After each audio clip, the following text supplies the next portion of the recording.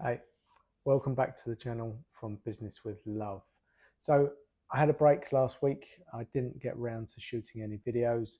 But if you're here for the first time, this is basically a channel where I share the highs and lows of my journey of setting up a business and talking to the camera almost as therapy. So like I say, I didn't have a video last week. Just because I was doing a few other things, and actually getting the camera out, setting the lights up takes a lot more effort, and I didn't feel like doing it. But ultimately, I record 2 videos a week, and I do this one for YouTube and I do one for LinkedIn. Now, I actually had some LinkedIn videos already from this guy that I paid, and we did this interview and he gave me some clips, so I didn't actually need it. And it meant that getting this set up, the lights, the camera, everything was a lot of work, and there was stuff going on. But I wanted to make this video because there's a lot going on in the last couple of weeks and it seems a bit crazy. So first of all, I attended a networking event basically through the unemployment agency in Luxembourg. And it was quite interesting to spend time and talk to people. And it's a really good in many ways because you get to refine your message. The more you talk about it and the more you sort of talk to people, you understand if they get it or they don't. And oftentimes that's because of the message that you are, or the way that you're saying something. So it's strange because you sometimes you don't want to talk about what you're doing, or you know, it can be a bit confusing, or you think you're repeating yourself. But by doing it, you kind of work out a lot of stuff in your head, and that goes a long way. So don't worry about it. You know, talking in front of people can be difficult, starting a conversation. But what was good about this was that everyone was in the same boat. You know, they're all starting their own businesses. Yeah, it might feel a bit that they're ahead of you, or maybe even behind you in some ways. But it was good just to share. And you know, if you can't talk about your business in front of people that are in similar situations, then it's something really you need to start talking about, because you know, no one's going to come to you unless you've already got a network of people and know that you're looking for business. What I found interesting is most of the people I got them to talk about themselves, and people do generally talk quite a lot about themselves, but when it came to me, they didn't really ask. And this goes with the old adage, no one really cares about you. So the few people I did get to speak to seemed to think it was okay, but I don't think they're going to say otherwise. But it was a good event. You know, you've got to push yourself outside your comfort zone and meet new people. But it's an all good thing. You know, it's yeah, that's part of business, is talking and engaging with people, understanding their problems, and seeing if you know whatever you offer fits. So that's a good thing. The posting of videos was also a good thing. I really enjoyed it. Something that came out when I received the videos, these clips that this guy had done for me, they were good, but I was quite critical of myself. I look back and there was, yeah, I thought I was repeating a lot of words and maybe wasn't making sense. But I asked him, I said, you know, is this normal? And he said, you're good on camera. He said, you're saying good points. Don't worry about it. And it's strange how we see things that other people don't. And we often, you know, try to make everything perfect. And it doesn't need to be that way. So if you're struggling, I've been told a few times, you know, better than good is better than perfect. Because if you try to get it perfect and don't ship it, then you don't get any feedback. And that's really, I guess, something I'm seeing a lot in here. So this leads me on to probably a big thing that's actually happened. So earlier today, I posted my first LinkedIn Live. It was with a girl called Stefania, sorry. And we did it only 30 minutes. She's basically part of this other community that I've joined. And it really came out of feeling that she needed some support to be on camera. And so we kind of had a bit of a dialogue and a sort of encouraging chats. And I said, well, let's just practice and do a LinkedIn Live. Now, that can feel quite scary, just putting yourself out on a platform and talking and thinking the whole world is, looking at you. But the reality is no one is. And I had fun. I limited it to 30 minutes, so neither of us felt overwhelmed. We had a good conversation, and actually the conversation went in a different direction than I was expecting. I sort of preempted maybe some of the questions that I was going to ask her, and I sent them to her. But ultimately, her responses came back with something different, which in my mind was a really good thing because it showed the human side of her. And this is one of the things I'm getting from being on video. You can post on LinkedIn, you can put all your comments all day long, and that's great. You can be a keyboard warrior or support everyone from behind a keyboard and just typing. But putting yourself on video, that's quite scary. I don't really find it that scary, but for some people, that's huge. But if you put yourself on camera, people start to see you. And it's a good filter process because not everyone's going to like you and they might switch off or unfollow you, which is absolutely okay.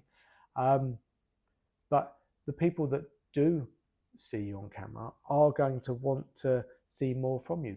They like something, they align with the way that you talk, or they understand, or they want more from you, which is a great thing because the more people following you and liking your video and see you as a personality or see your personality on video, it's going to go a lot further. And something that keeps coming up is that people display and say, oh, it's great, I've got this many engagements on my post, people have liked it, and these same metrics that people use as a way to sort of say I'm doing successfully. But a lot of the people that I'm finding are gaining new clients are clients that come through, have never engaged in any of the posts, but they have something specific and they reach out to these people directly. And don't underestimate who's watching your content. And it might not be the right time, but keep going, keep being consistent with things. And that's something, I guess the last point before I sort of end today is just about consistency. Now, something that I've struggled with is my engagement on LinkedIn. The impressions are relatively low. So I'm averaging maybe 70, 80 impressions. So for you, those of you new on LinkedIn, it's basically how many people that has been your content has been engaging with. Now, that's quite low. And it'd be great if you had loads of engagement or impressions with loads of people, but that takes time. And every time I see that, I get a bit disheartened and I'm like, well, okay, what do I need to do? So last week I switched things up. I started using ChatGPT to help me refresh the way that I was writing things. Now, that isn't that I'm saying to ChatGPT to write everything. I'm giving all the ideas, the input, how I want the angle to be, what I want the idea. But there's an engagement between us and it makes life a lot simpler. So at first I felt a bit odd, was it cheating using AI? But the reality is it just takes the heavy lifting. Where I'm massive on editing and rethinking or overthinking, I'm able to get a post out so much quicker, and it's enjoyable to see and tweak it and spend that time giving all that input and getting it framed up very quickly, and then being able to correct it and say, well, no, I actually prefer this, or this is an extra thought, an extra layer to it. So it's still you, but it's just being generated a lot quicker. And it takes the heavy lifting out of the process. So I really like it. Didn't have too much of an impact on my impressions, but it was okay. But the reality is you need to be consistent with this. I think whatever the LinkedIn algorithm is, it's forever changing. But one of the things is testing. Are you just showing up for a couple of months and wanting to get business? It's not going to reward you in that way. It's testing you to say, are you consistent? Do you do this day after day, month after month? And there's some strange thing in my head says I need to be doing this for a year before I still start to see some big engagement. So I might be wrong. Hopefully it comes earlier, but people that just dive into LinkedIn and then do a couple of months of posting and they're expecting huge results, I'm sure there's ways to trick the algorithm, but I don't know that you're doing it the right way. So that's the same thing in business. You want to be in there for long term, not just, okay, show up and get some money and go, because, that's fine. You might make some money, but it's got to last you longer, and you want to build longer term relationships.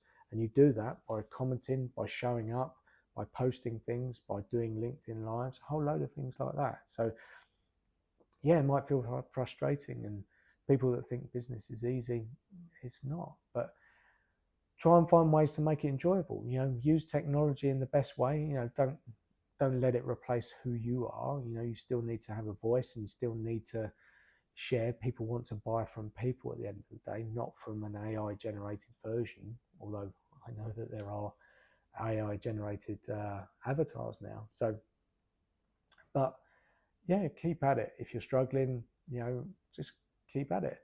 Now, something that's really worked well for me is keeping a track of my followers. Now, I know it's a vanity metric where you say, oh, I've got this many followers, and followers mean very little. If they're not converting into clients, then that's not great. You can have 1 million followers, but when I'm thinking things aren't progressing, I look back at that metrics and see when I started, how I started, and I start noting, okay, when I did something different.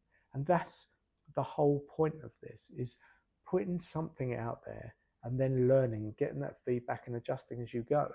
So you'll see all these amazing people, Gary Vee or Alex Hormozy, smashing it, but they didn't start smashing it. They did things probably really badly at first, and then just iterated and changed, found what worked, what didn't work, and corrected along the way.